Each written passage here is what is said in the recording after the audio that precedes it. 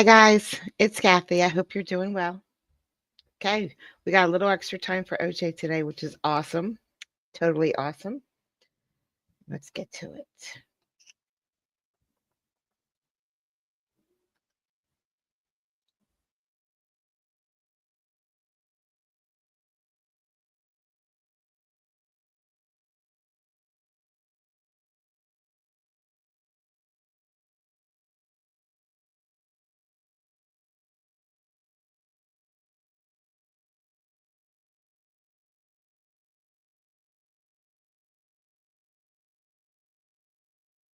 Guys, we're doing so well. Look how far we got. Anyway, we should get these two done today, I'm thinking. Maybe not. Well, maybe. Let's just get to it.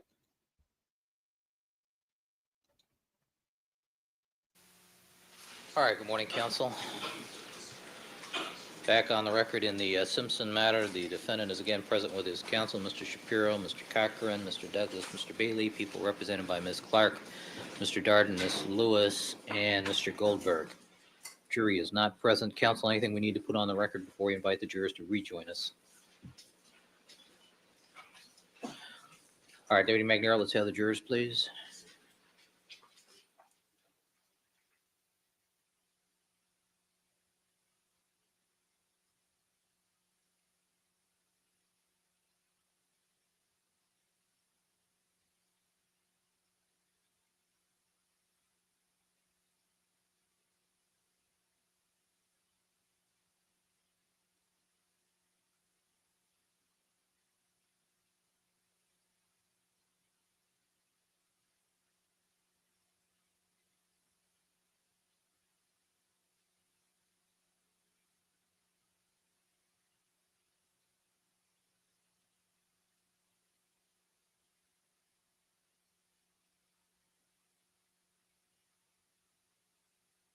I fixed the thumbnail. Thank you. It's the same picture. My eyes are bad.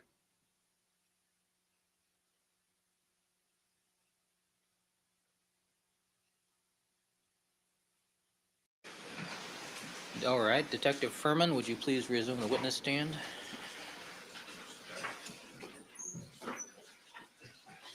All right, good morning, ladies and gentlemen. Welcome back. Hope you all had a pleasant weekend. All right, Detective Mark Furman is again on the witness stand. Good morning, Detective. Good morning, Your Honor. You're reminded you are still under oath, and Ms. Clark, you may resume with your direct examination. Thank you, Your Honor. Let's see. I think where we left off on Friday, sir, you were showing the jury the shovel and the plastic and the wood, the piece of wood that you saw near the Bronco. You recall that? Yes, I do. Now, first of all, the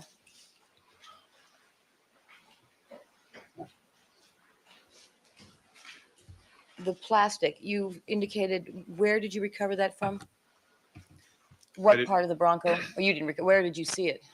I saw it in the right side or the passenger side of the rear cargo area along the side of the vehicle cargo area.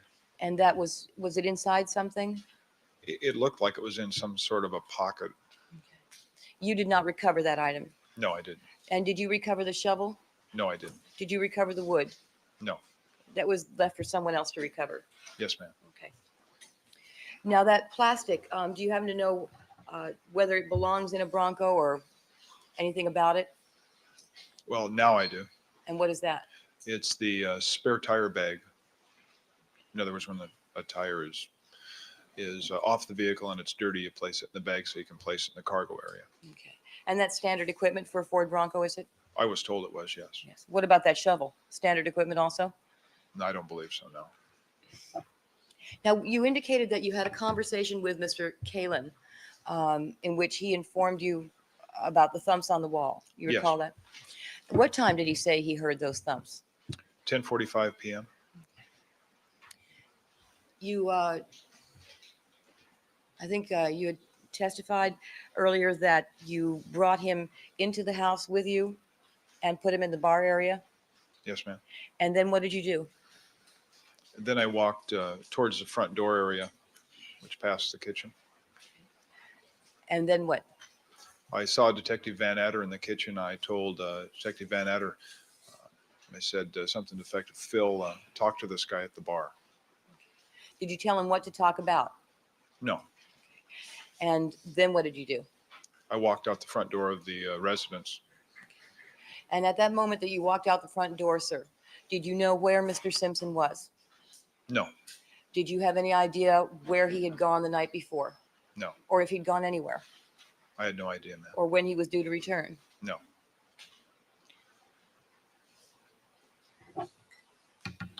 When you exited the front door, where did you go? I walked out into the driveway and I looked to my left to see where the property ended.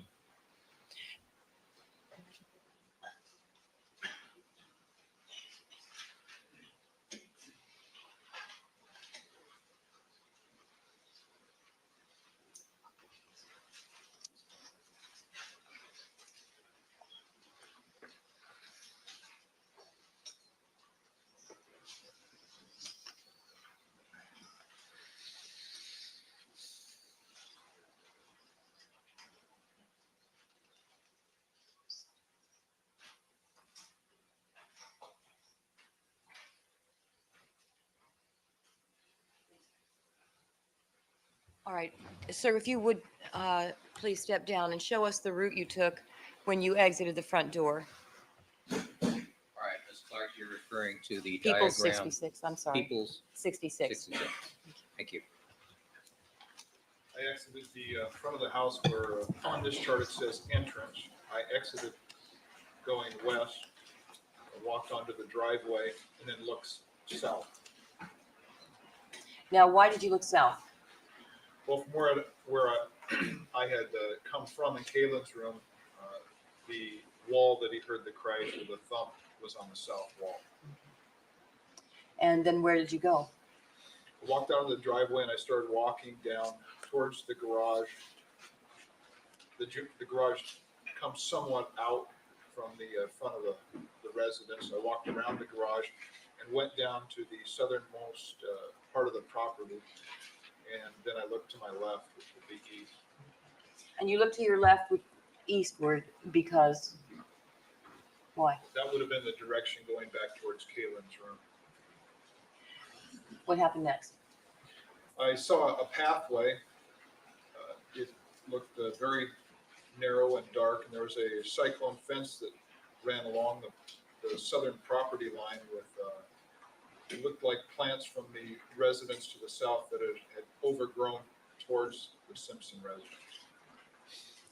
And were there any gates there? I believe there was a gate that was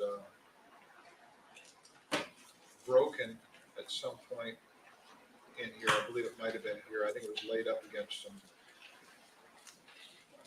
I can't remember what debris it was there. What was there? But it was there. So it was not closed, the gate? No. And so what did you do? Where'd you go? Well, I took out my flashlight. I started walking down the path, trying to figure out the residence architecture, to figure out where Kaylin's wall might have been. Now, what were you able to see from that first gate area in terms of farther down the walkway? What were you able to see? Well, I could see there was a long walkway, but it seemed like this was a little elevated, so I was looking somewhat downward. I saw a long path, a long dark path covered with leaves. And what did you expect to find? I didn't know. I thought possibility that somebody had collapsed back there. And why did you think that? By Kaylin's statement, it was rather odd. The thump on the wall, nothing that followed up. Plus what I observed on the Bronco that was parked on Rockingham, and the inability to raise anybody in the residence. That was our concerns at that time. Okay. So what were you able to see from the vantage point of that first gate area going down? Anything? Nothing really. Can you describe the lighting in that area? Well, the lighting outside was getting light outside, but it was even worse lighting back here. It was very shaded. These trees or shrubs caused it to be darkened, and all these buildings were much higher than, about the same height as the trees at some point, sometimes higher. So did you need the aid of your flashlight in order to see where you were going? Not so much to see where I was walking, but mostly just to look for anything that I might have walked on. I was using it, it wasn't that powerful. So What kind of, that was that little flashlight? I had 2 AA batteries and a smaller maglite. And then where did you go after you reached that first gate area? I got to this area and I was kind of confused by this indentation. I looked in this area, but I couldn't see anything that would really indicate that this is where the noise was from. I walked back out here in this area. Okay. For the I believe record, there was another gate in here somewhere, but I'm not sure if it was open. for the record, when the witness said this area, he was referring to the behind the garage area, the entire area on People 66 that is indented. That would be just to the right of the garage area. And then you recall a second gate. I believe so. It was also open, Not locked. not locked. And what were you able to see when you got to the second gate area in terms of farther down the walkway? Then I was, as far as further down the walkway, I hadn't been able to see anything farther down the walkway. I was looking at this architecture and here where it's beginning to come back out adjacent to the path. Why don't you have a seat?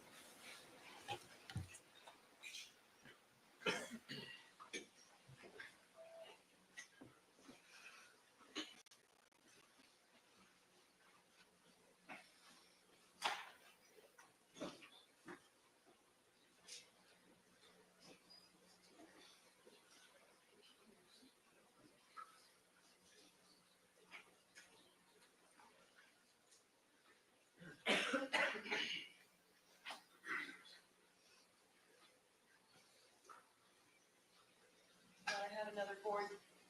Can show you the defense has it be marked People's 116. All right, People's 116 next in order, which is a chart.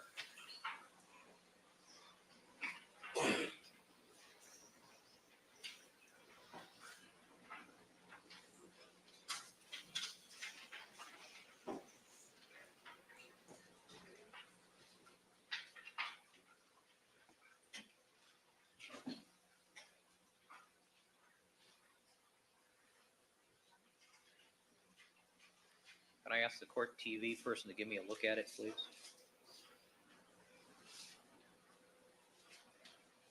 Okay, I guess you have to sit down. Okay. Directing your attention, sir, to People's 116, the photograph labeled A. Tell us what's depicted in that photograph. Photograph A is the front of the garage. This is facing due west. I walked along the path, came out in front of the garage, and walked to this entrance right here and looked east down the path. For the record, when the witness indicated this entrance, he's pointing to the area to the right of the right-hand side of the garage as you face the photograph. Appears to be the south portion of the garage. That's right, thank you. And photograph B? Photograph B would be, this is the air conditioner that's jutting out with the bracing. This wall line here, I believe, is the beginning of the building, the bungalows, where I believe the outside of Cato's wall. Maybe the office that's just adjacent to Cato's wall. Okay, before we get to those, let me ask you. 1892, can you see everything there that the word the attorney is stating? All right, anybody in the jury who can't see, let me know, please. Thank you. Now, you said you passed through the second gate area, Yes. and what were you able to see when you got to the area of the second gate? Well, I was looking, initially I was looking up, trying to figure out where the wall was. I looked up, I saw a sheer wall that went up quite a ways, like 15, maybe as high as 20 feet. And the pitch of the roof went directly back in towards the pool area. And I recalled that from when I was on the other side. And I determined that that was probably Cato's wall. So as you were looking then at the outside of the residence, you were trying to determine what wall matched up with the outside of Cato's room? Yes. And what time was it, if you recall, when you exited the house and went down that south pathway? 6:10,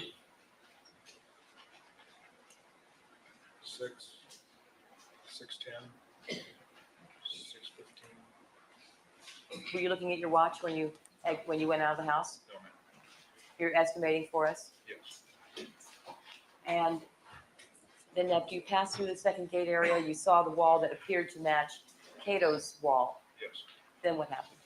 I continued walking down the path, and when I got approximately 15 or 20 feet away, I saw a dark object. I continued to walk forward towards that object. Could you tell what that dark object was? No, not until I got very close. And how close did you get before you could tell what it was? Several feet. Or I'm not sure. At some point, I could tell that it was a glove. And when you saw that it was a glove, first of all, where did you see it in relationship to the air conditioner shown in people's B and C? Here's the air conditioner, People's B, in the B? and I looked down, and there is the dark object that I saw. And for the record, the witness is pointing to what looks like a small dark spot right next on the ground near the air conditioner in photograph B. And in photograph C, you can see it. It's rather dark, but I believe that here's the air conditioner bracing, and then I believe this is, it's really hard to see right here. This looks like the object that I saw, yes. And for the record, the witness pointed to two pieces of wood sticking out of the wall in the top of photograph C as when we referred to the bracing for the air conditioner and a dark spot underneath. Ms. Clark, excuse me, Ms. Clark, do you wish to move that exhibit further down momentarily so the jurors on the other end of the box can see that? Yes, thank you, Your Honor. That's a good idea.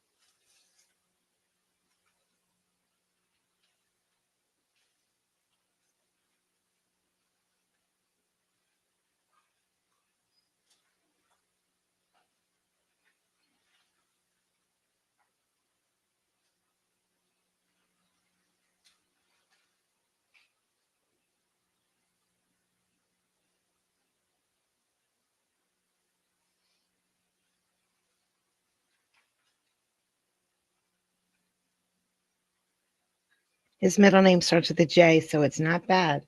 Try again.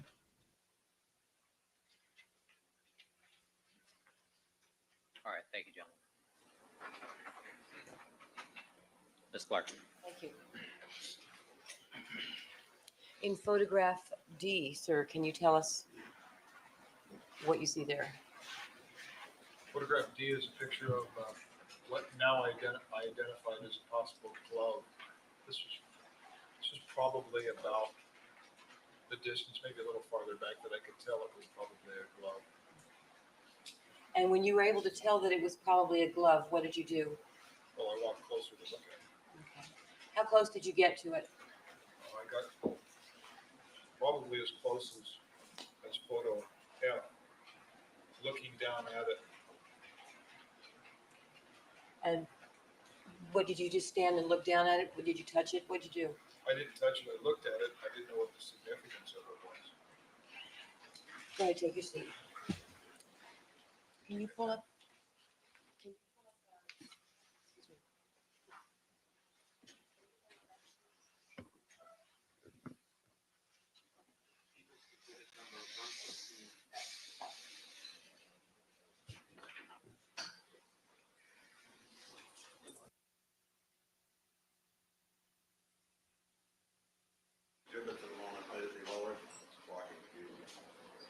Ms. Clark, are you going to continue to use this? Yes, I'm going to All go right. back and forth. Fine.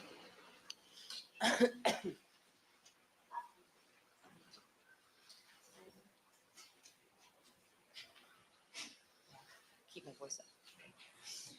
Can you please describe the appearance of the glove, sir? Well, it appeared to be, it didn't match the terrain. There's leaves all over the walkway. It was dirty in the area. It was unkept. This glove didn't have any signs of dirt or leaves or twigs on it. It appeared a dark leather glove. It appeared to be somewhat moist or sticky. Um, I didn't touch it, but it appeared that parts were sticking to other parts of the glove. And you were describing the walkway area. You indicated it was kind of dirty with leaves. Were you able to see any footprints or shoe prints or disturbance in those leaves? No, I didn't. Can you describe, was it very thickly covered with leaves? What did it look like? Well, much as this picture depicts in this photo, that was much of the way the walkway looked. And when you looked back, could you see where you had just walked on the walkway? No. So after you got up to the glove, you indicate you looked down at it. What happened next? Well, at that point, I was somewhat alarmed at not of finding something such as this and not knowing if a suspect or a victim had left something back there. So I continued farther east past the air conditioner. Let me back up 1 second. Could you tell whether that was a right or left-handed glove when you looked at it at that time? It appeared to be a right-handed glove. And did it, what significance did you attach to it when you saw it, if any? Well, it looked similar to the glove on the Bundy scene. Did you immediately think it was a match? What was your state of mind about that? Oh, I didn't know at that point. It was a dark colored leather glove. Okay. And after you saw that glove, did you pick it up? No. What did you do? I walked around it. I continued eastbound on the walkway. Did anything draw your attention as you passed the area of the glove and continued down the walkway? Yes. And what was that? I started hitting spider webs or cobwebs in my face. And had you hit any spider webs or cobwebs up until the point where you saw the glove? No.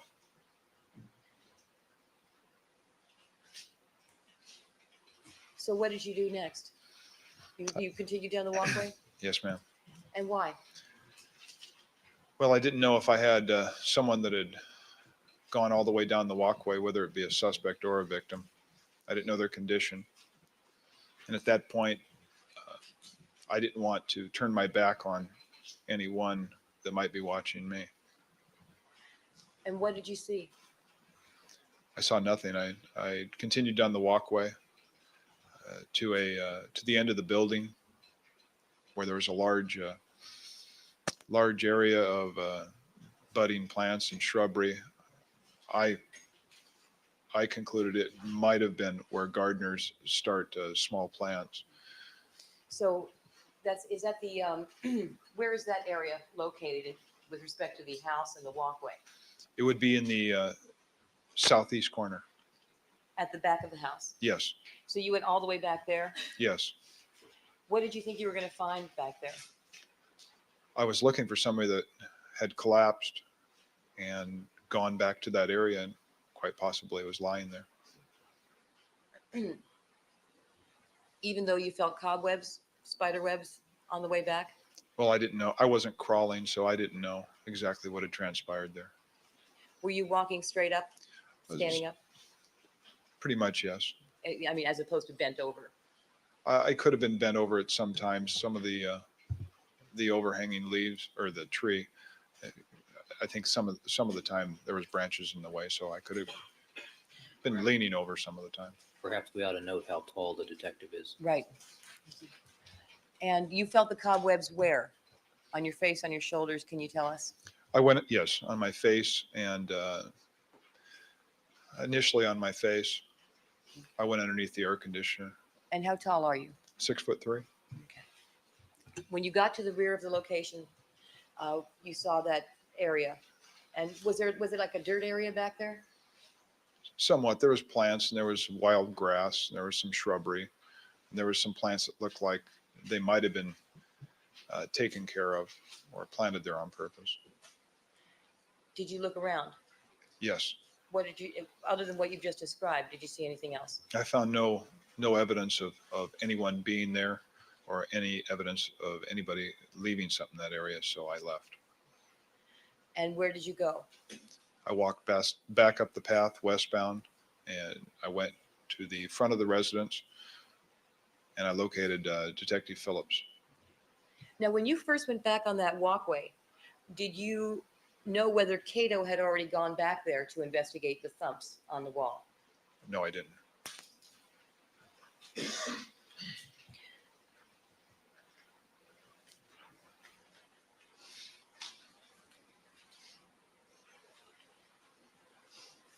And you walked back out?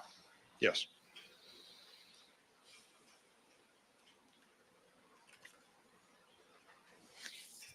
And when you walked back out, sir, can you indicate what area you stepped out of, where you stepped out of the walkway? Is there a photograph that shows where you came out? I believe so, yes. 66? Yes. Which one is that? You don't have to get down if you don't need to. That would be photo A. Photo A? That same entrance area that you indicated earlier, sir? Yes. And what did you do at that time? I walked north or back towards the front of the residence, and I saw Detective Phillips in front of the kitchen TV room area. And what was he doing in front of the kitchen TV area? I just saw him standing there. I don't know his reason for coming out there or what he was doing. I just asked to talk to him.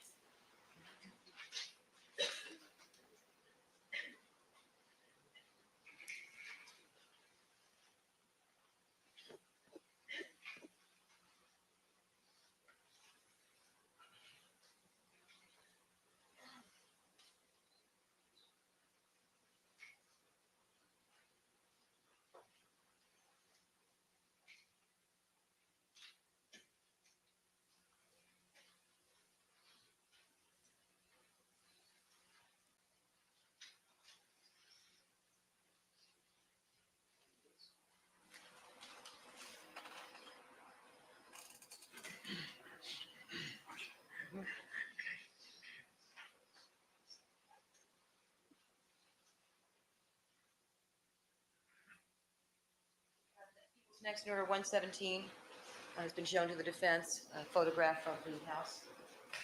People 117.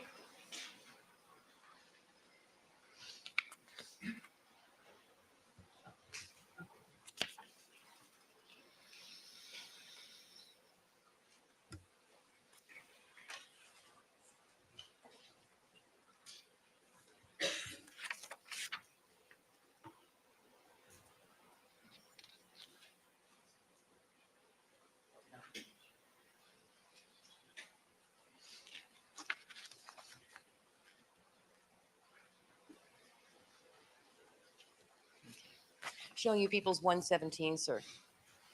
You've indicated just now that you, when you came out from the south pathway, that you went towards the house where you saw Detective Phillips. Yes, ma'am. Do you see the area in People's 117 where you saw Detective Phillips standing? Yes. And where's that?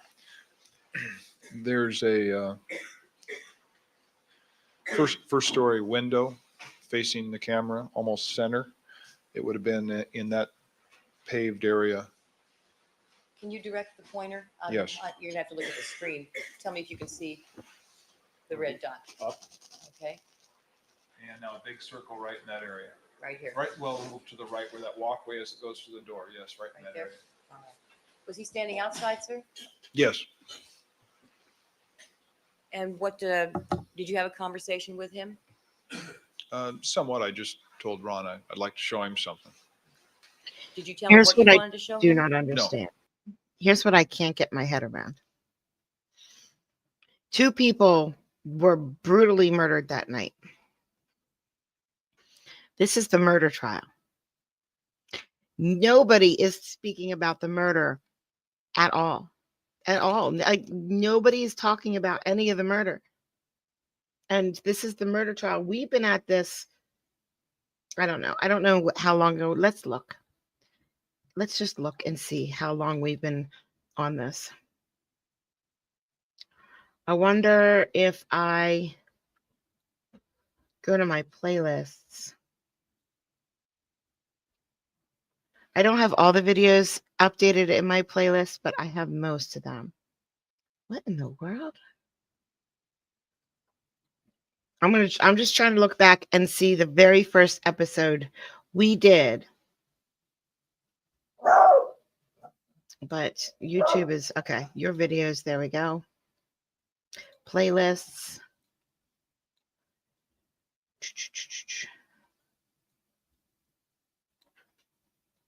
Oh man. There we go.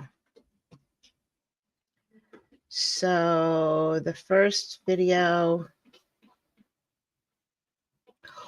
Holy cow, guys. It was 5 months ago. And I don't know if it was almost 6 months ago or almost 4 months ago. I'm guessing almost 6 because look, 5 months ago, 5 months ago. Okay, now. So it looks like about 5 months and 2 weeks we've been at this.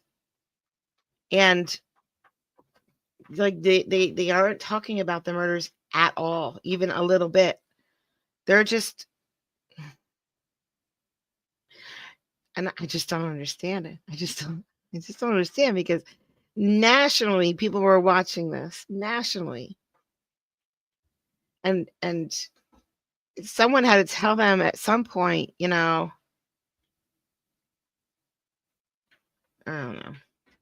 I don't know. Maybe we'll get to the murders soon. Why not?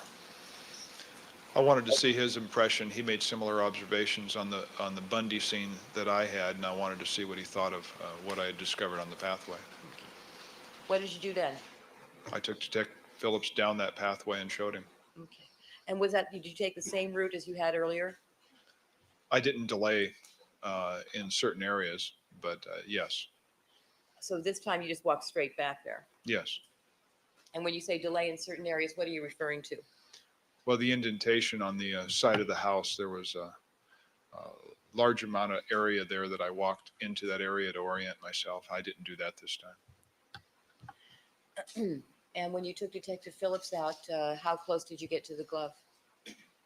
We stood just to the west of it, kneeling down. You were kneeling down? Yes. Was Detective Phillips kneeling down? I don't recall. I just knelt down. That's a narrow path. I just knelt down so he could also observe and pointed. And after you showed it, did Detective Phillips touch the glove? No. Did you touch the glove? No. What happened next? We returned to the front of the residence, and I'm not sure if I entered the residence or Detective Phillips sent Detective Van Adder, but I believe I at some point talked to Detective Van Adder and Lang, and I took Detective Van Adder back to the location. And what route did you take with Detective Van Adder? The same as Detective Phillips. And how close did you get to the glove with Detective Van Adder? It was similar. We approached the glove just to the west of it, observed it, and then turned around and walked back. And did you touch the glove at that time? No. Did Detective Van Adder? No. And after you both saw the glove, where did you go? We returned to the front of the residence. And then what did you do? I believe we entered the kitchen area and contacted Detective Lang, and I brought him down to the same location. And what did you do with Detective Lang? The same as the two other detectives. Led him down to the glove, showed him what I had observed, and we returned. And did Detective Lang touch the glove? No. Did you touch the glove? No. When you came back out with Detective Lang, What happened next? Detective Lang and Van Adder were involved in conversation. And I believe I stood away from that. So I'm not exactly positive what the conversation entailed. Okay. Why did you not involve yourself in their conversation? Well, this was their crime scene, so they were discussing what had been found and if it ain't anything, what it meant. Now, at some point, did you have a conversation with Detective Phillips about where the defendant was? I don't recall. I had learned of it, yes, but I'm not sure exactly when. I know it was after I returned with all the detectives, but I don't know exactly when.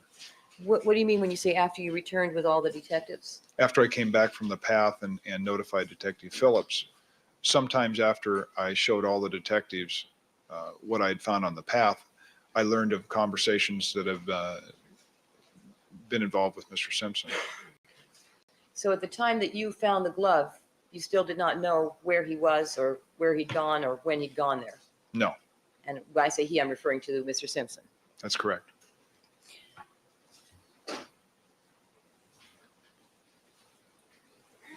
So is it your current recollection then, sir, based on what you tell us, that you learned that the defendant was where the defendant was at some point after all detectives were taken back to see the glove? Yes.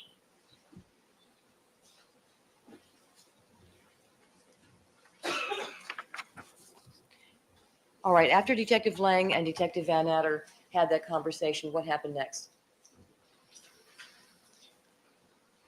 Thereabouts, sometime, Detective Van Adder told Detective Phillips and myself to go back to Bundy to look at that glove that we had seen on Bundy, And for what purpose, sir? to see if there was a similarity, if we had a right and a left, see if the color and the leather and the lining matched.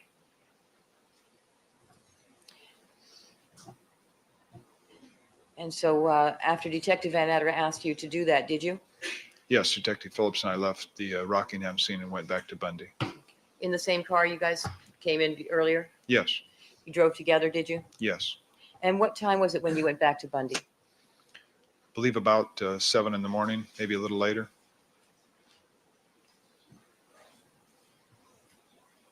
Again, were you looking at your watch when you left Rockingham to go back to Bundy? No, I wasn't. Is that an approximation, sir? Yes. And when you went back to Bundy, what did you do? Detective Phillips instructed me to get a photographer. I did. We walked down Dorothy, entered the alley, and came in through the rear of the residence.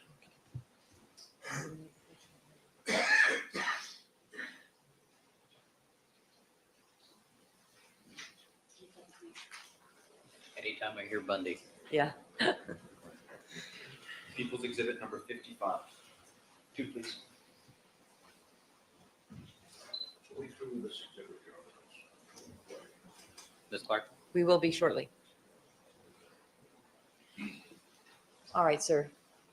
When Detective Phillips asked you to go and get a photographer, did you do that? Yes, I did. And what was the purpose of that? To photograph the glove in its original position, and if I needed to move it to inspect it any further, we could, in other words, photo it as we originally found it. And who is this in the photograph, sir? That is victim Brown and myself. And are you pointing to something underneath that bush? Yes, I am. And what is that? To the glove on Bundy. And is that the photograph that you took the photographer over to take at the direction of Detectives Van Adder and Phillips? Yes. Are you dressed here? You recall testifying earlier that you'd taken your jacket off at some point when you were at Bundy earlier. Yes. Had you ever put it on again between that point and this point here? No, I had not. So at the time that you found the glove at Rockingham, what were you wearing? I was wearing exactly what's in this photo, a white shirt, tan slacks, Do you still have loafers. that? I'm sorry? Loafers, Loafers? shoes. Shoes. And do you still have that clothing, sir? Yes, I do. The shirt and the pants? Yes, And so are you still dressed in the same manner in this photograph being shown to the jury now as you were when you found the glove at Rockingham? yes.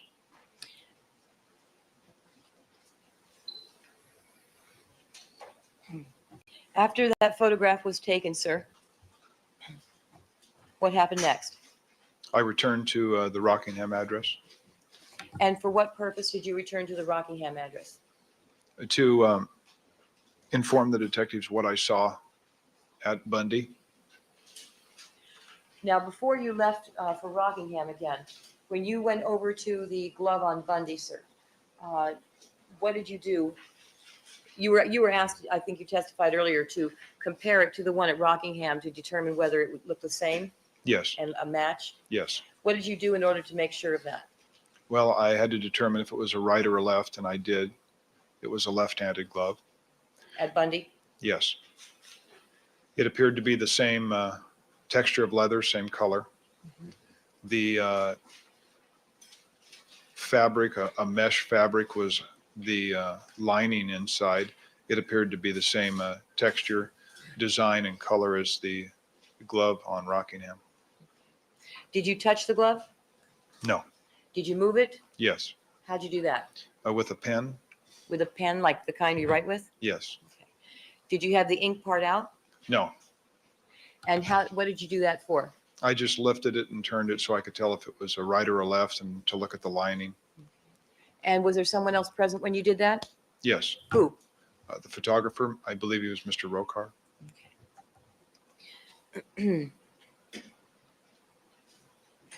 And how did that assist you in determining whether it was a right or a left?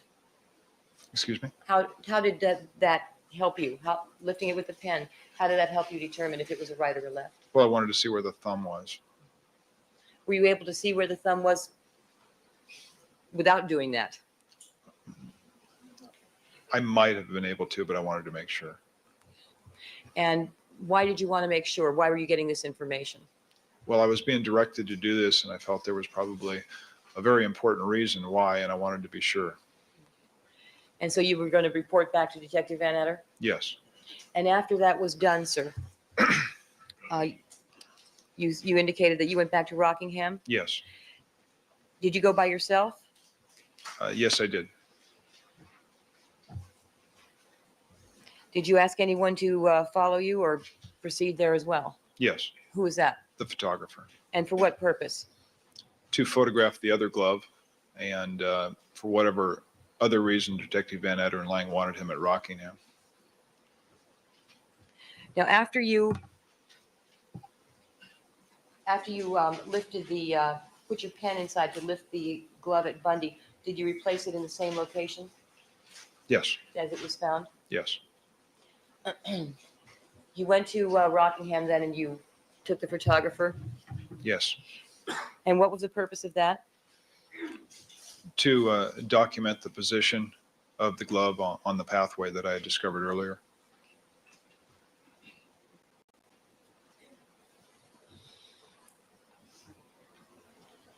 And what did you do in that regard when you got to Rockingham with the photographer? I believe I was instructed to show him where the glove was, and so he could photograph it, and he did.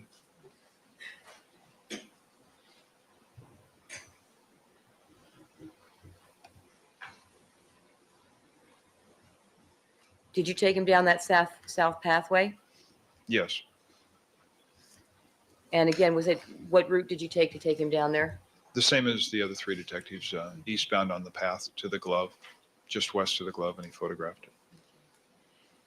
And so are these photographs, are any of these photographs the ones that were taken in your direction with the photographer at Rockingham? When I say these, I'm referring to People's 116. I'm not sure. I don't believe we had any numbers at that time. And photograph E, where there is no number, then like that is one of the photographs taken in your direction by Mr. Roper. Yes.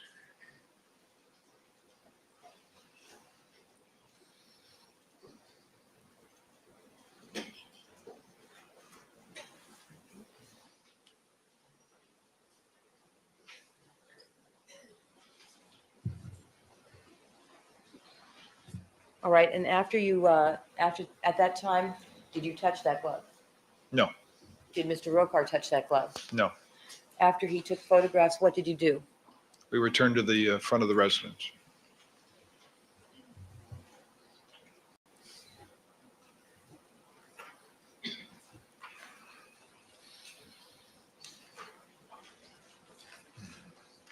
Now, when you pointed the glove out to Mr. Rokar for the purpose of taking photographs, did you point out aspects of the glove that you wanted him to take note of in photographs? No, I believe I just wanted photographs of the glove. I don't think there was anything we could depict that we'd need photos of from any angle.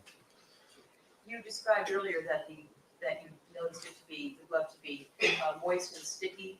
Do you recall that? That's the way it appeared, yes. Did you notice whether any fingers were stuck together? I do recall that there was one finger that was stuck to one part of the glove.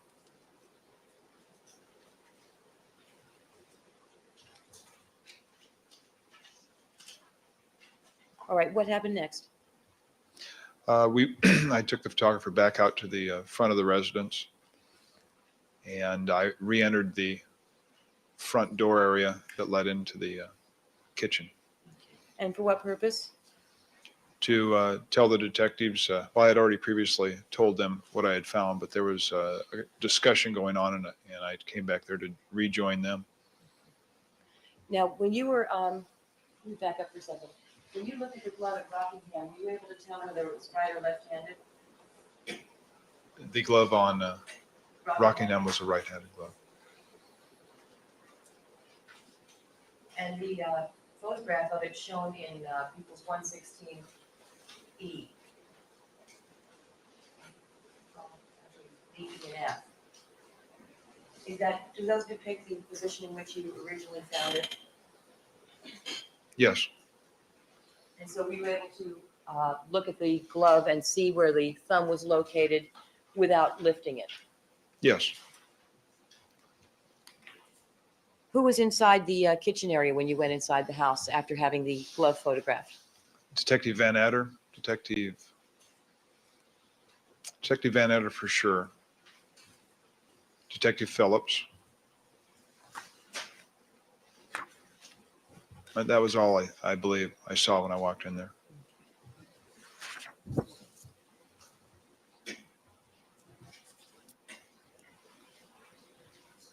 Did you have any specific instructions then at that point as to what you were to do? Well, at that point, Detective Van Adder made a statement that we're going to handle the Rockingham address as a crime scene, and we needed to seal it off, secure it. And what were you asked to do at that point, if anything? To make sure no one was in the house. There was two children in the house. A man that I later found out was Mr. Cowlings. Miss OJ Simpson was in the house.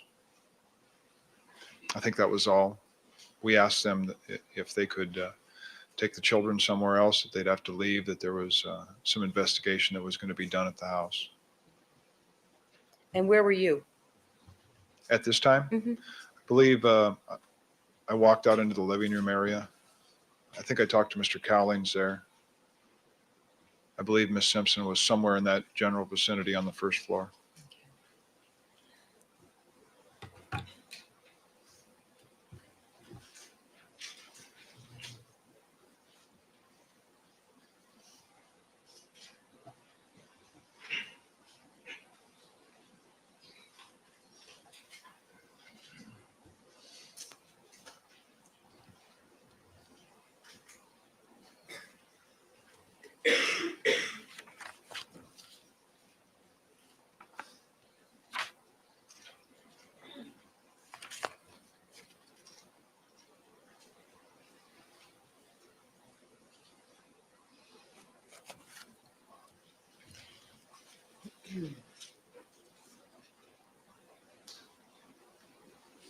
Or did you remain at Rockingham at that time, sir? Yes, I did. And what were you doing? Waiting for a search warrant to be written. And who was there with you? At that point, Detective Bennett was there momentarily, then he left. There was uniformed officers with the Bronco at the front of the Rockingham gate, uniformed officers to the front of Ashford. Detective Roberts at some point rejoined me at that location. And there was several detectives that ended up there, and I don't recall exactly what time. Let me back up for 1 minute. You left Rockingham to go back and look at the Bundy glove to see if it matched the one you'd found at Rockingham. Yes, When you did that, you went with Detective Phillips, I think you testified. yes, At some point, when you were back at Bundy to compare that glove to the Rockingham glove, do you recall seeing Detective Lang?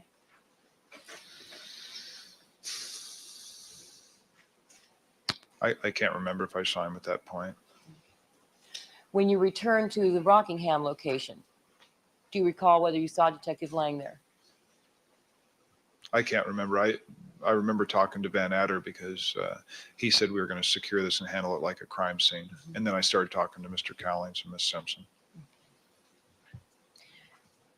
Then did you remain at Rockingham for the balance of the day? Yes, And what was your function there? to make sure we just kept the location secure, waiting for a warrant to be signed. And you were with the uniformed officers and at some point joined by Detective Roberts? Yes, and then there were several detectives after that. And at some point in the afternoon, do you recall meeting me? Yes, I do. And that was at Rockingham? Yes, Was that the first time we met? yes, it is. Did you walk me through the Rockingham location to show where you had found the glove and where you'd contacted Mr. Kalin? Yes, How long did you remain at Rockingham? and that day, Yes. I believe it was well past 6 in the evening. I'm not positive on that, but I know it was very late in the afternoon at the earliest. Do you recall seeing media arrive at the Rockingham location at some point? Yes, Do you recall approximately when that was? it seems that it was right around the noon hour, but I'm not positive. And at some point, did you put on your jacket? Yes, When was that? when the media arrived, And why was that? because that's what we're supposed to do. In case your boss was watching? Yes.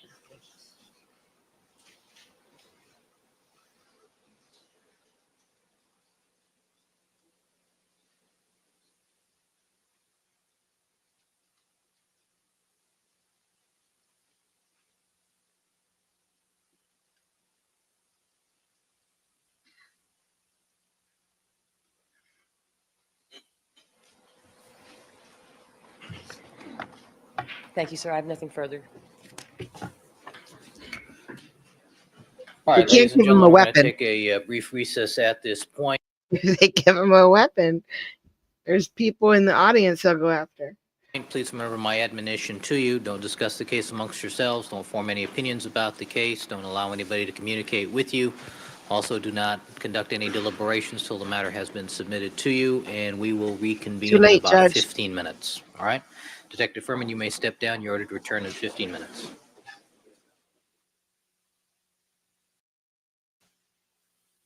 Record in the Simpson matter. All the parties are again present. Counsel, anything we need to take up before we invite the jurors to rejoin us? Yes, Ms. Clark. well, this is a motion presented by Mr. Bailey. All right, what I propose we do is, why don't you take a look at it over the noon hour? And we'll take it up. I accept Mr. Bailey's representation off the record that he will not go into those areas today. But that doesn't address the people's concern.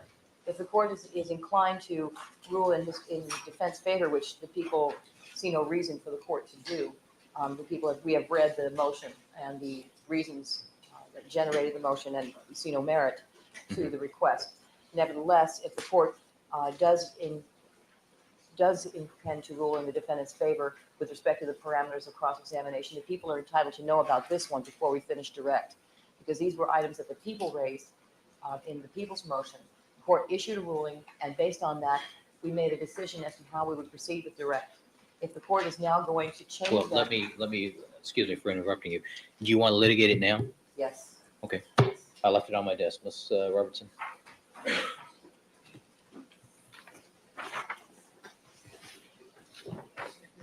Thank you. All right, Mr. Bailey, do you wish to be heard? Shut up, Mr. Bailey. Who else is shocked right now? Who else is absolutely shocked? So here's what happened. I don't know what happened, but here's what happened. Here's what she just said. The prosecution wanted to go into an area, and the defense team and the judge said, no, absolutely not. And then she's up there. It's going to be his turn next. And he's like, oh, wait, well, I want to go into this area. And the judge is like, okay, we'll let him go. And then we'll get back to you, Marsha. What? And then also, I didn't say anything, but I'm going to now. You wait until Cochran gets up, because Marsha used a lot of exhibits. And every few minutes, someone in the courtroom would say to her, are you done with that? Are you done with? They would stop her testimony or her questioning to get testimony. Are you done with that? Are you done? Can we put that away now? No, she wasn't done with it at any point. At any point did she say, oh, yeah, I'm done. I forgot to put it away. I'm sorry. No. Yeah, I still need that. Yeah, I'm still using that. How many times do you think anybody's going to ask him, hey, are you done with that? Are you going to put that away now? 0. It's going to be 0. I already know. I didn't really look ahead. And it's going to be 0. And it's...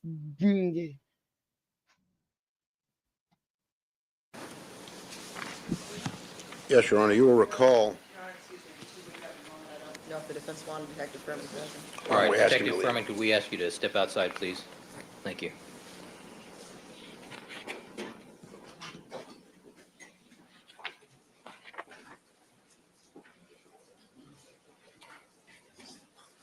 All right, record should reflect that Detective Furman has withdrawn from the courtroom. Mr. Bailey.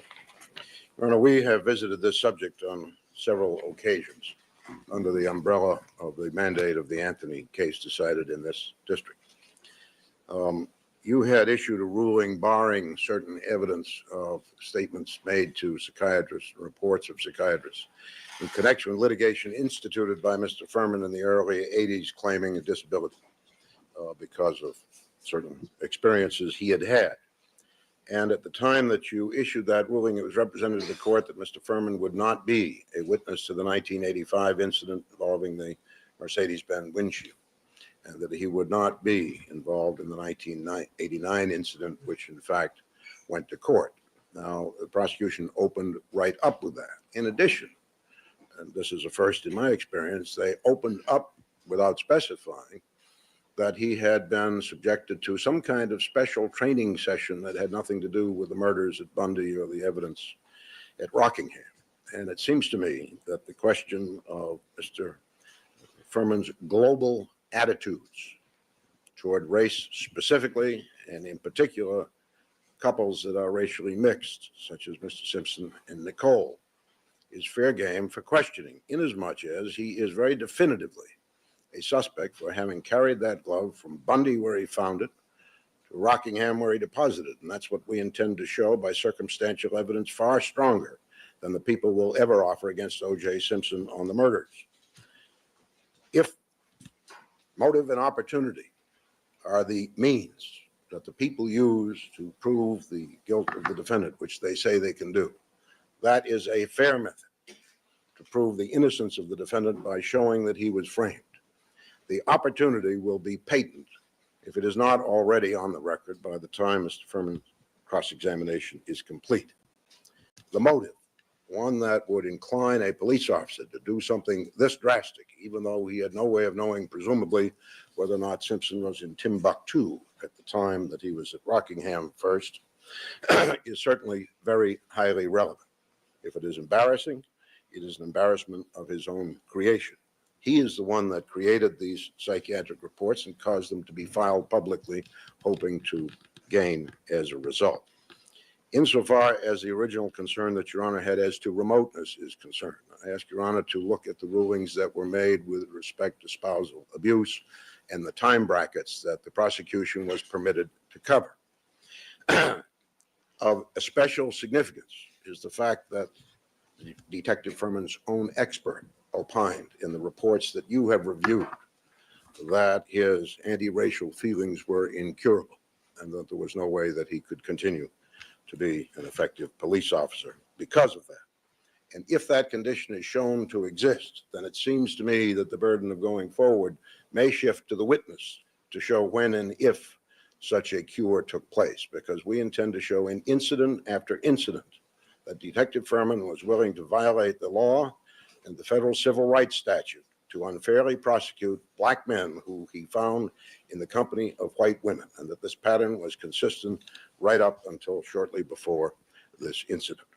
Based on all of those facts, the starting point, and we're not seeking at this point to go back to his Marine Corps experiences, which are out there, but the starting point which relate to those and why he wanted to get out of the Marine Corps, because he could not stand the defiance that minority groups were handing him when he gave them direction, and why he wanted to get out of the police force because he couldn't take the conduct of the people he had to deal with, is part of a total personality picture that this jury is entitled to evaluate, because ultimately they're going to have to evaluate the question as to whether or not this officer, incensed at being kicked out of the biggest murder case in the history of this state, decided to keep himself in it by becoming an indispensable witness, as he surely has done.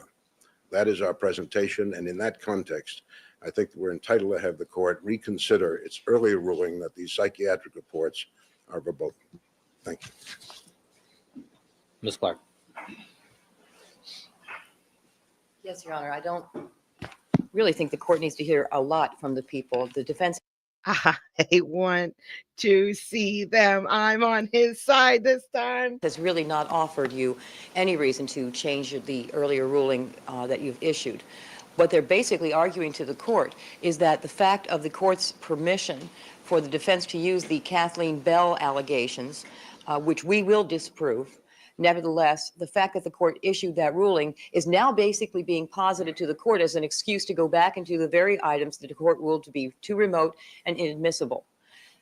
The fact that the people decided to air those incidents that the defense has been threatening to use against Detective Furman by waving the Newsweek article back in chambers about the mock cross-examination, by the discussions in the nightly press conferences concerning Kathleen Bell and her credibility and how what they're going to prove via Kathleen Bell, the people determined as a tactical matter to basically do a preemptive strike and air those matters first on direct examination.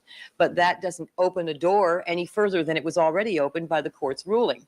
The court ruled that certain things would be admissible, ruled that the Kathleen Bell incident was admissible.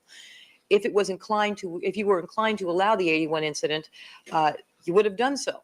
But the mere fact that you've allowed the defense to go into the 85 incident and then the people air it on direct, knowing that the court is going to allow the defense to do so on cross-examination, doesn't open the door any further than it was to begin with. You issued a ruling, you said a certain incident was admissible, and that the defense could go into it on cross-examination.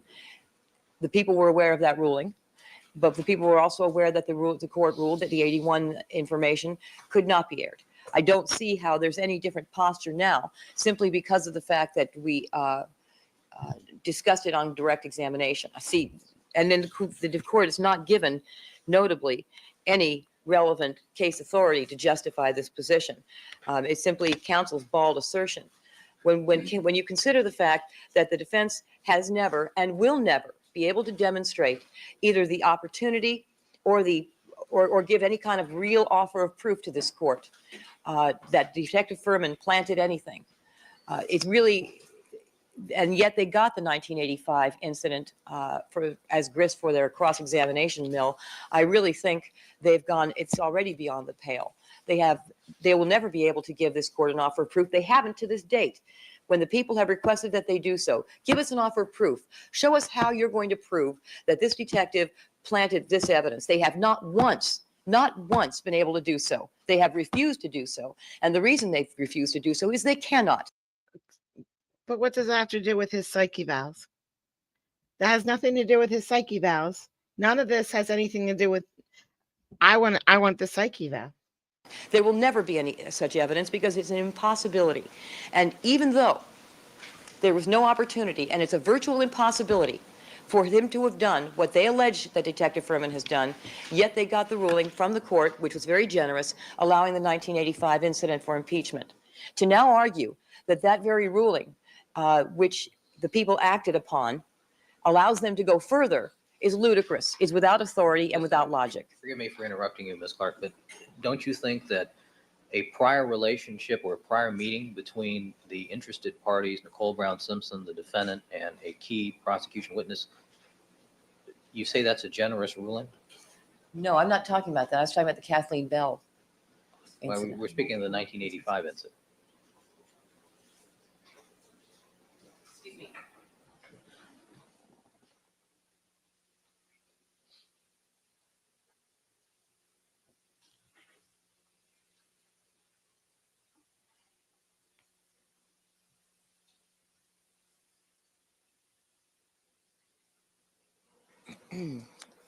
I'm sorry.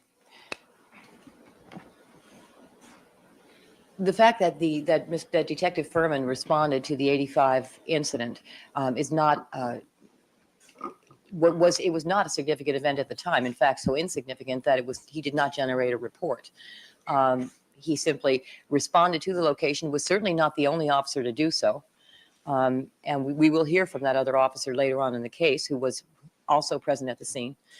But that in and of itself was obviously not a great event, and it was not something that he even remembered until requested to report on a prior incident back in '89. No, I was just concerned about your characterization of that as being a generous quote-unquote ruling. I thought I was pretty much compelled to allow the jury to hear that there was some prior contact amongst these parties. That's true. I'm not arguing that. I was arguing the Kathleen Bell incident, just the Bell incident, Your Honor. All right. That was the only one. Well, And no, but Mr. Bailey makes the argument that since we have gone in at some length the 85 incident, then they're allowed to go into they should be allowed to go into the 81 issues. I understand. Okay. And I think the argument has absolutely no merit. There's no case authority to justify it, and there's no logic to justify it. They are in no different position now than they were when the court ruled earlier. The same information was deemed admissible then, as is now. The court made a ruling saying that the Kathleen Bell incident could come in. The defense was aware that we were going to be proving the 1985 incident, and the defense was very clear in its indication they were going to use the prior contact with Mr. Simpson to try and paint a certain picture of Detective Furman and his activities in this case,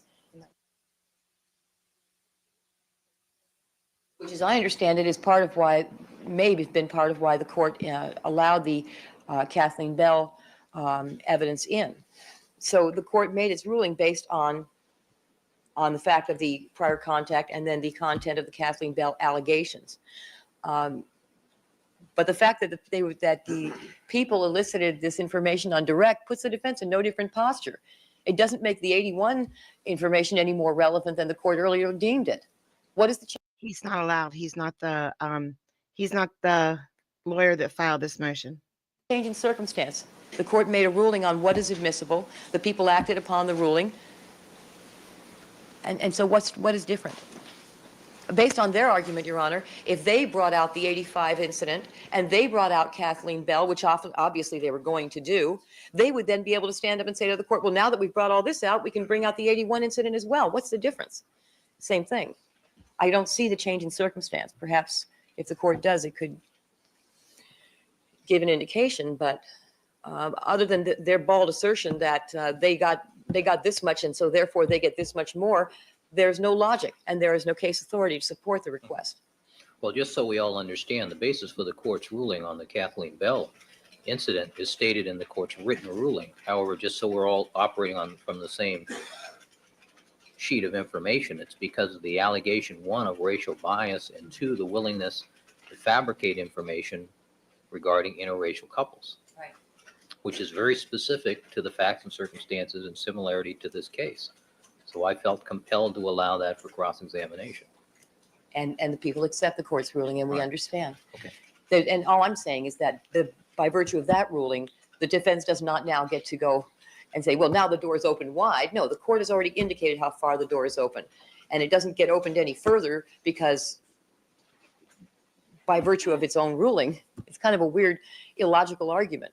And I cannot, the people fail to see any merit in it whatsoever. And obviously there's no case authority to support it. People urge the court not to extend the parameters any further. All right, thank you, Ms. Clark. Mr. Bailey, any response? Just this response, Your Honor.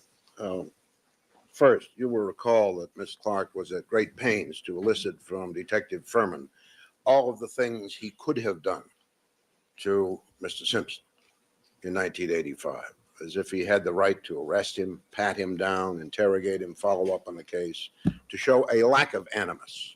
Now, that's grabbing the bull by the horns.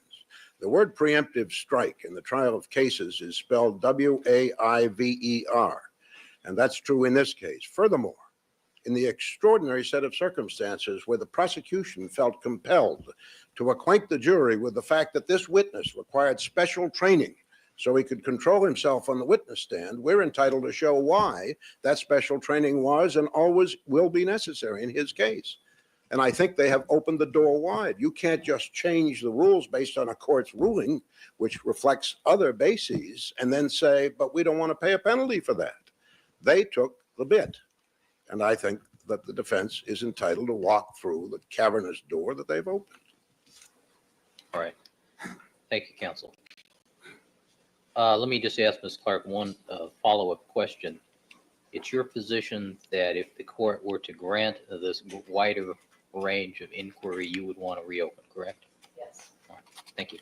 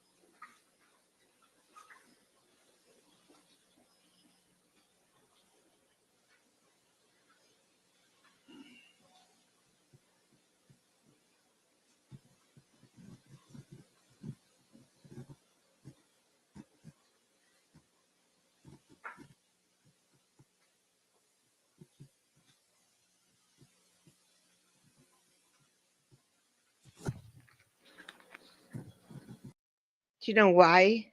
Do you remember why she had to reopen with the maid? You remember? Do you remember? It was because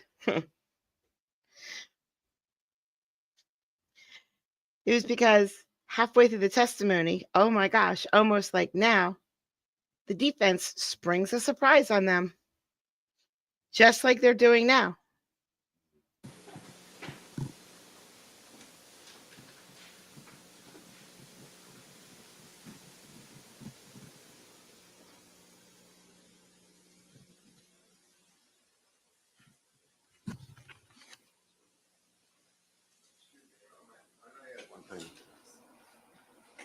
Only at the risk of opening the door for Ms. Clark to respond.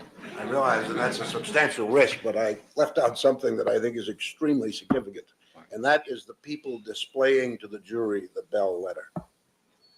They chose to do that. They chose to put those words in the jury box. And I hear that from so many foreigners on YouTube, that how crazy it is that they have to try to figure out what the price of something is when they pick it up on the shelf.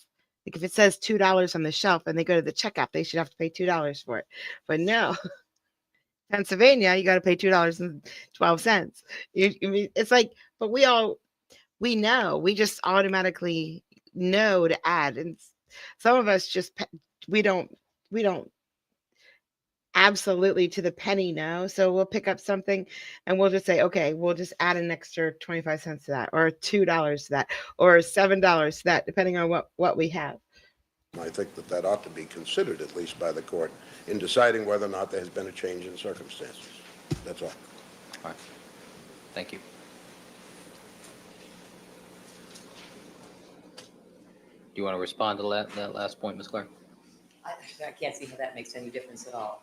Unless the court thinks that it does, I will address the issue, but No, this is just your opportunity to give I don't me want- the benefit of your enlightenment. I would be delighted to do so, but only if required to do so. I don't need to burden the court with more statements. I don't see any merit in the additional comments of Mr. Bailey. I think that it makes no difference. And if the court thinks it does, I will address that point. Does the court? I object to the court previewing its ruling so Ms. Clark can decide whether or not an argument is necessary. Oh, it's just a very clever way to address these matters. Ms. Clark, actually, the option is yours. If you want to address it, fine. If not, fine. Other than to tell the court it makes no difference. Catherine Bell was there, true testimony, whether it's with a letter or not. All right, court's previous ruling will stand. Let's proceed.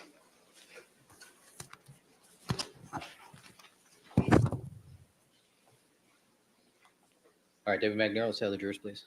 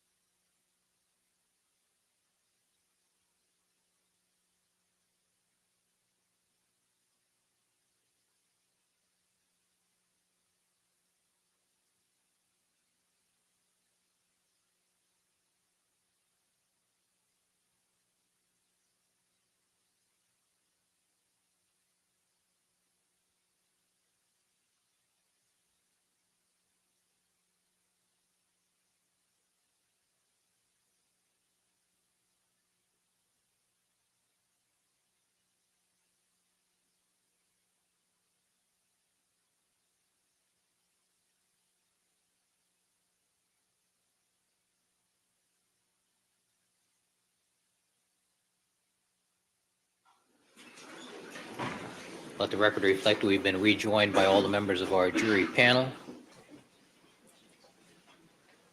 Detective Mark Furman is reapproaching the witness stand.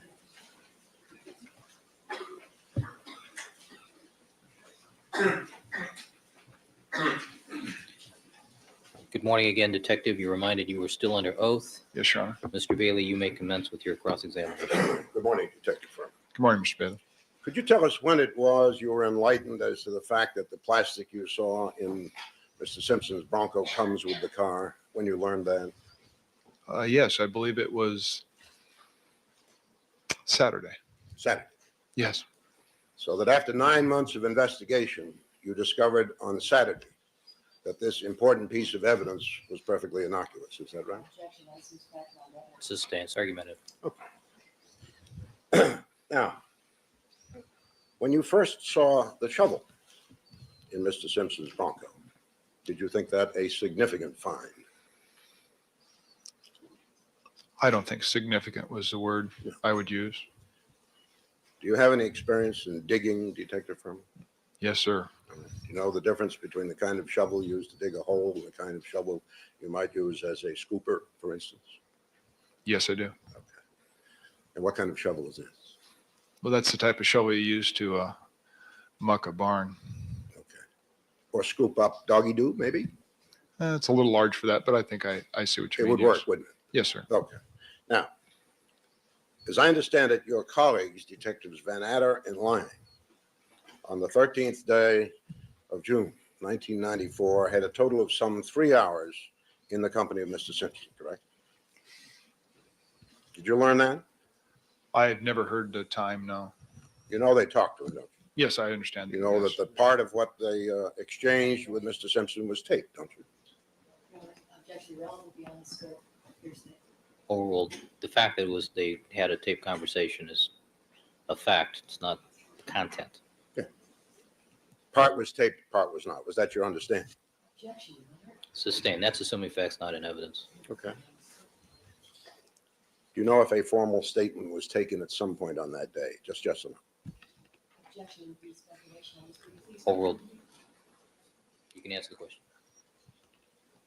I can only say that through other sources, I assumed and I heard, but I had never seen anything or heard anything. You never talked to Detectives Van Adder and Lang about what the suspect had said during 3 hours of conversation? No, I didn't. Never did. Sustained. Curious to disregard that. Mr. Do you Bailey. know whether or not? Hold on. Excuse me. Be careful, Mr. Bailey. Proceed. Did you ever learn if Mr. Simpson was ever asked any questions about a shovel? Sustained. I'm going to sustain the court's own objection. That's hearsay. Did you ever ask Mr. Simpson any questions about a shovel? I've never asked. Overruled. Did you? I've never asked Mr. Simpson any question. Would you share with us, Detective Furman, some of your educational background, high school, college, that sort of thing? I went to Peninsula High School. I did not complete. I got a GED. I probably got The GED is? general education equivalency diploma. Mhm. I attended 1, 2, 3 community colleges. I believe I currently hold approximately 47 units college, What would that be in years? close to 2 years. And what did you study? History, police science, art. And have you had any other education beyond these community college experiences? Are you saying formal education, sir, that I sought Well, out? training courses, anything that would qualify as instruction. Oh, yes, numerous Okay. courses. Did you serve for time in the military? Yes. When? 1970 to 72, 73 to 75. In what branch? Marine Corps. Reserve? No, active duty. Were you a regular? or Yes. Reserve status? Regular, sir. Okay. And what rank did you attain? E5 sergeant. And what, if any, educational courses did you take in the military? Except for your basic MOS training, I don't believe I attended any courses. And MOS means military occupational specialty. Yes, sir. What was yours? Primary machine gunner, secondary military policeman. Now, in connection with the military police specialty, Hi, some training Idaho. is required before you can have that. Is that not true? Well, not really. It's more of an on-the-job training type thing. You start out as a gate sentry, and then you work from there. If you have an aptitude, they'll All right. elevate you. And what role as a military policeman did you play? Was it tantamount to being a patrolman or a gate sentry, or was it more like a detective? Well, it started out as a gate sentry, and then I went to patrol. And at some point, I worked with CID on a couple things, but they were not. CID stands for Criminal Investigation Division, the United States Marine Corps, does it? Yes. Okay. And what kinds of cases did you work on with them? Only one. I posed as a private, excuse me, waiting to get out of the service where they had a narcotics problem. And my role was just to play cards with them and see if I could elicit any information about a hashish connection that they were suspected of being involved in. You were undercover at the time. Well, somewhat. Playing a role. Yes, I was playing a role. Okay. And was that your only nexus to any military investigations of suspected crimes while you were in the Marine Corps? No, I investigated crimes as a patrolman. Ever investigated any homicide? No, I did Ever not. attend any courses on investigation, how it should be accomplished? No, sir. When you were discharged from the Marine Corps, what did you next do? I joined the Los Angeles Police Department. All right. How did that come about? Can you tell us? I applied for the police department, and I went to Los Angeles, I believe, 3 different occasions. I took the required tests, and I had an academy date approximately 2 weeks, maybe a little less, maybe a little more, to when I exited the Marine Corps. I take it that you passed the test. Yes, sir. And how long after your application were you formally inducted into the police academy? I don't recall exactly when I applied. I believe it was in 1975. But shortly after my EAS, or my end of my active service, Now, I don't know that one. You're going to have to explain it. end of active service, That's EAS? EAS. Oh, okay. Then I entered the academy on August 4th, 1975. Then you had planned to become a police officer before you were actually discharged, is that correct? Yes. All right. Yes. How long does this academy last? I believe it lasted 5 months at that time. I believe I graduated just before Christmas, 1975. And what Take this trial and cut it in half and cut it in half, and that's how long. kinds of courses did you take there? It was a long time ago, but your basic split up into 3 areas. You have shooting, physical fitness, and then academics.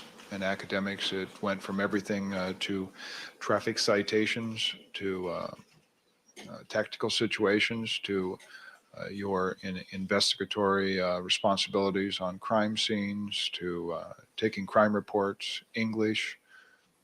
Now, you went to the academy with a view toward graduating and becoming a patrolman. Yes, sir. Is there a probationary period during which you can be discharged without any cause after you graduate? Yes. How long is that? I believe it was 6 months then. Tell me a little bit about what you learned on the tactical end of things at the academy. Well, that was a long time ago. Officer safety was stressed quite. Okay, well, let's talk about that. What are the principles of officer safety that stick in your mind from that experience?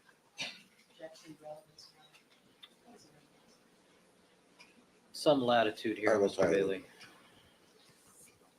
you remember any of the The foremost, particular, the foremost? the hands can kill you, the eyes can't. Okay. And what about protecting your back? Oh, absolutely. When there is danger, normally officers go out in pairs to look after one another, do they not? That's preferred. And was that not a principle that you had learned, in fact, in the Marine Corps? Yes. Okay. Now, did you take any other courses courtesy the LAPD or at its request prior to the time that you became a detective? Yes, sir. Can you tell me just generally what kinds they were?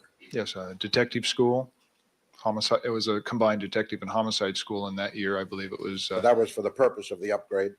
No. Okay. When did you first go to detective and homicide school? That's what I'm trying to learn. The first time was 1983. Okay. And did you complete a course? Yes. How long was it?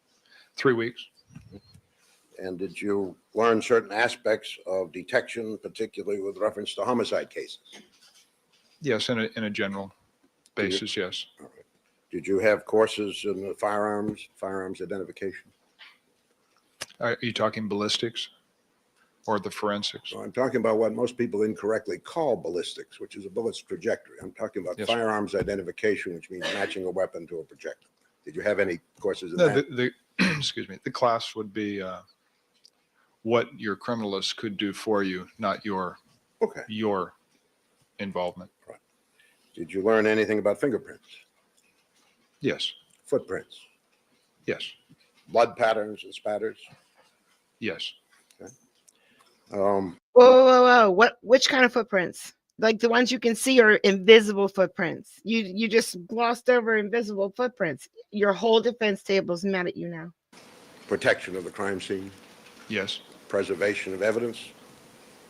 Yes. And did you also learn that delay after the discovery of a crime is generally the enemy of detection?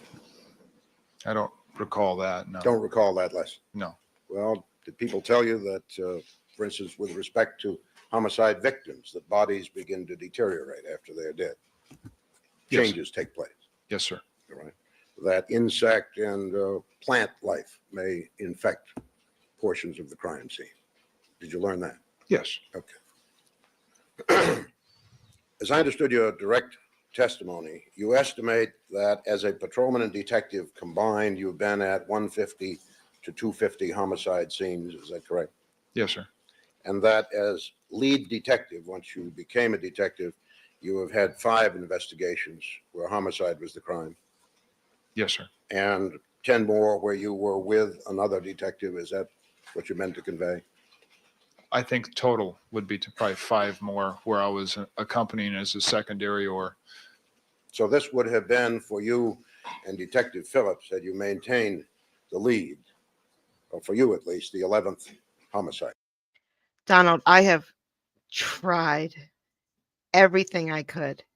So, no, I'm not going to say that out loud. I have tried every way I could to get Australian courts, and it's just I can get some. There are some I can get, but they're usually civil cases, like someone's suing a cigarette company because or just civil, like big civil cases, but nothing that we would sit through and watch. We just wouldn't. It would be just too much for us. Okay. yes, as one of the As a detectives. detective. Yes, sir. And was this the first double homicide? Of this nature, yes. Now, at what grade did you begin your detective work? Rank, sir? D1 or Detective 1? All right. Are there, in fact, 3 grades of detectives in the Los Angeles Police Department? Yes, there is. And you, at the time of this incident, had become a detective of the 2nd rank? Yes, Detective 2. And Detectives Phillips, Lang, and Van Adder were all of the 3rd rank at that time, were they not? Yes, sir. Okay. When you became a detective, did you have to take any additional courses in investigation, and particularly homicide investigation? I did attend detective school once more and homicide school. Well, what happened in '83? Were there no openings, or you didn't get promoted to detective at that time? I hadn't taken the test, sir. What's that? I hadn't taken the test. You took the course in '83 but didn't take the test? Yes, that's correct. I see. Why did you not take the test, if you remember? Hold on. You can answer the question. No reason. I had a friend that said, "You want to go to detective school?" And I said, "Sure." Okay. So you were kind of auditing rather than being enrolled? Is that your posture? No, I was learning. Okay. Did you go to precisely the same school or a somewhat different one when you formally took the detective's exam, or prior thereto? Well, I think the school changed somewhat. They split homicide and detective school. Mhm. I first attended to detective school, which was 2 weeks, and then later I attended homicide school, which was 1 week. All right. And Yes, Carla. I have. So yeah, I can get a lot of appeals, or their highest courts. Their highest courts are streamed for us. But the problem is with those, there's no answers, no verdict. So you go through the whole trial, or there are 15 minutes, you get 15 minutes and things like that, but there's no verdict. And I would have to wait months to post the verdict. And I would have to keep track of that. I would have to record them and then save them and then wait and wait and wait. And then look back, a year later to see if there's a verdict. Um, and that's a bit much for me. I need to be more dedicated, and I'm not that dedicated. what year was that, Detective Furman? I believe detective school was could have been 89. I'm thinking more like 1990, and I believe homicide school 1991. Do you recall now the subjects that were taught to you in the 1991 homicide school? Well, I don't remember them all now. All right, well, let's review what we can. Did anyone tell you at this time that you should be concerned about delays in the investigation of homicide cases?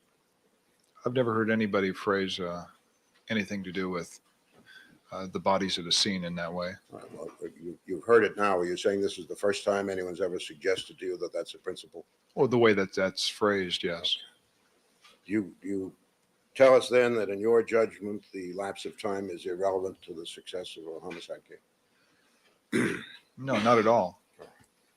Well, did you learn anything about what happens to bodies when you went in 1991? Yes, sir. Did you learn about temperature loss, Yes. postmortem lividity, Yes. rigor mortis, Yes. stomach contents and their possible deterioration? Yes.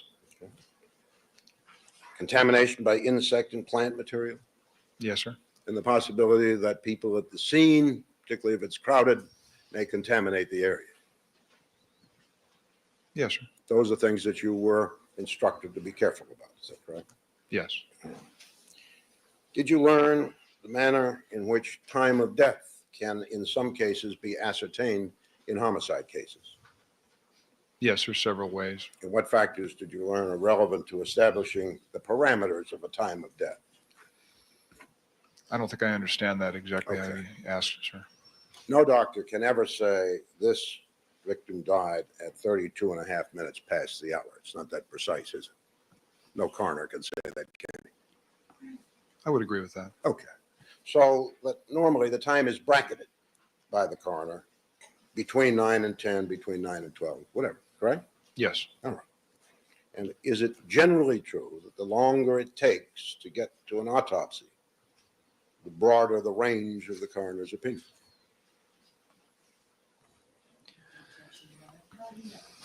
If he knows.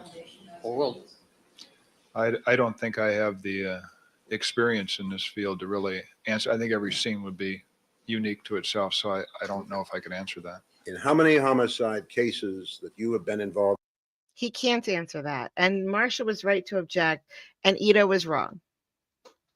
Again. in as a detective, which I take it is now 11, has time of death been an important question? I couldn't say, but I would say that not all of them. Not all of them. Half? I couldn't say, sir. I don't even have the homicides at the forefront of my memory right now. You don't have any memory of the other 10 cases? Well, I do, but right now I'm concentrating on this. All right. Well, would you like a moment to reflect on whether or not you had ever had occasion in the past, prior to this case, to want to ascertain the time of death of the victims? Yes, I could say yes. All right. Do you have any recollection at all on how many CJ, I haven't yet. I don't know if I can, but I have not yet. different occasions that was a necessary part of your investigation?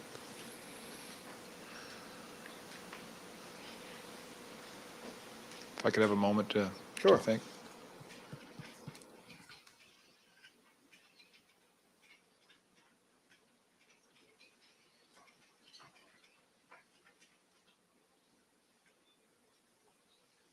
I can think of one that was very important.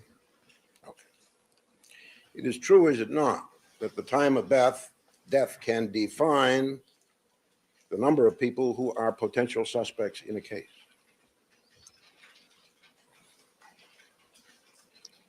I think it would be useful. And it can also eliminate persons who might otherwise be suspects in a case. Can it not? I'm sure it could, yes. Now, in this case, do you regard the time of death of the victims as an important factor? I don't know enough about the crime scene on this case. You don't? Okay. When you encountered Mr. Simpson, and the woman you now know to be Nicole Brown Simpson, in 1985, my understanding is that because you prefer basketball over football, but still like football, you knew who he was as you walked up. As I got close, I saw he was, yes. Had you ever seen her before? No. Did you ever see her again up until the time of her death? No, sir. Objection. I'm sure he said baseball instead of football, not basketball, but I could be wrong. When you were at the scene, did you have any power to pat down anybody there? Would that have been appropriate police conduct? Which scene is this, sir? 85, the Mercedes. Oh. I believe I could have, yes. Well, Mr. Simpson didn't have anything on him or in his hands resembling a weapon, did he? No. No. What would be the basis that you'd walk on a person's land and pat them down? Do you have a legal right to do that? At some point you do. And did you have any legal right to arrest him on that day? Oh, no, I didn't. So that when Ms. Clark asked you on direct examination, could you have arrested him? Your answer was what? I don't believe it said I could have arrested him, no. Thank you. In 1989, how did you learn that what you had observed in 1985 might be of interest to the city solicitor or prosecutor? How did you first learn about that? The one and only time I learned, I was standing in front of the desk of Detective Sergeant Glenn Varner, who I was talking with early in the morning, having a cup of coffee. Can you tell me about when this happened? I'm sorry? Can you relate this to the letter that you wrote to the city solicitor, which we've already seen? Just prior to writing the letter? Okay. Detective Varner said something to you? No, no, he didn't, sir. What? Detective Mike Farrell came to Detective Sergeant Varner, Mhm. who was his direct supervisor, and discussed the case, the 89 case involving Mr. and Mrs. Simpson. And did you then volunteer the fact that you had encountered them 4 years prior to that? No, not at that time. But at some point, were you asked whether or not you could, if requested to do so, give some testimony about the 1985 incident? No, I overheard Detective Farrell informing Detective Varner that the city attorney would like to have anybody that had been up there that didn't take a report to write a letter to Fine. the court. All right. Now, you did not make a report in that case. As I understand your direct testimony, that's because you were driving the patrol vehicle and your partner was riding in the passenger seat, and reports were his responsibility. Is that right? That's correct. Okay.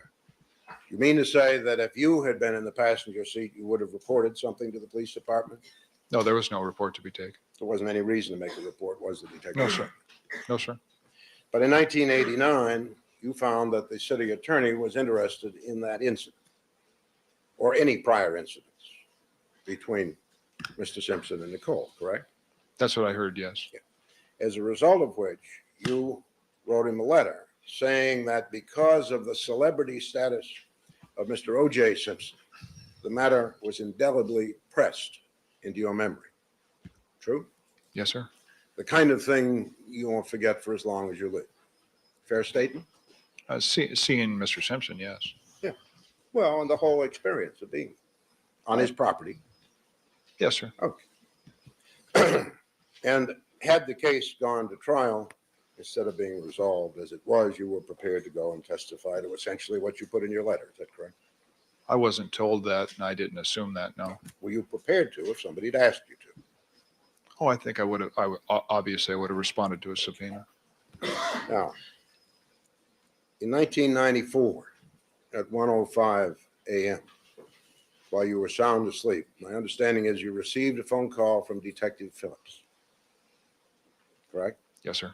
Had you seen Mr. OJ Simpson personally between 1985 and June of 1994? No, sir. Mr. Phillips told you that there was a double homicide in Brentwood and that one of the victims might well be the former wife of Mr. OJ Simpson. Did he not? Yes, sir. Did that bring to your mind your prior association with the Simpsons in 1985 as an investigating patrolman and as a potential witness in 1989? Did you remember those things? I don't believe I even thought of that much at that time. So I take it that the indelible press that was in your mind in 1989 had faded to a degree. No, I don't believe that. I was going to a homicide scene. I was mostly thinking about how we were going to handle a double homicide scene and who was getting called in. Hadn't Phillips explained to you that based on the information he had gotten, this was a special case because of one of the victims? No, he never verbalized that. Had you learned from him during that conversation that the commander wished to have Mr. Simpson personally notified as opposed to telephonic notification? I believe I learned that when we were en route to the Rockingham address. Now, following the receipt of this phone call from Detective Phillips, you arose, I take it, showered and cleaned up, etc., and drove in your car to the West Los Angeles police station. Yes, sir.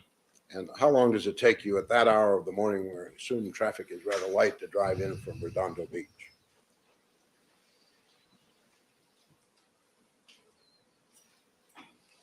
It's fairly quick, probably 20 to Can we see 25 counsel minutes. at sidebar without the court reporter, please?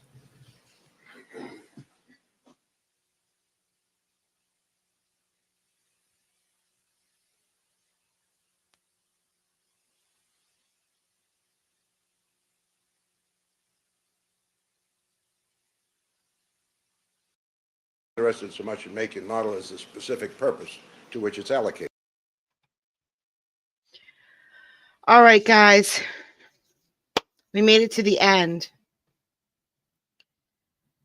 It's getting better now that he's being crossed. I'm sure it'll heat up even more. Thank you so much for coming out today. I really appreciate it. It is Memorial Day. So go remember someone who gave their life to us and their families. Thank you for everybody who has served. The trial is over. No. Thank you to all the families of servicemen as well. Have a good day, guys. I'll see you all really, really soon. Get to work, Idaho. Get to work. Bye, guys. Get to work, John. Get to work.